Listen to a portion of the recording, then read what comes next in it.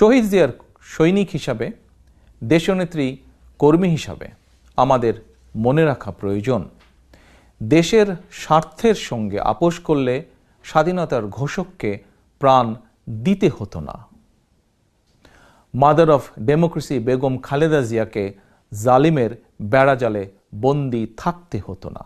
সুতরাং দলের সর্বস্তরের নেতা, কর্মী, সমর্থক, শুভাকাঙ্ক্ষীদের প্রতি আমার বিনীত আহ্বান, তথাকথিত উপজেলা নির্বাচন বর্জন করুন, জনগণকেও বর্জন করতে উৎসাহিত করুন, গণতন্ত্রের পক্ষ নিন, জনগণের সঙ্গে থাকুন, জনগণকে সঙ্গে রাখুন।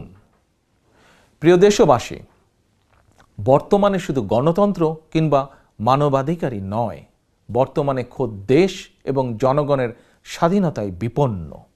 বুয়েটে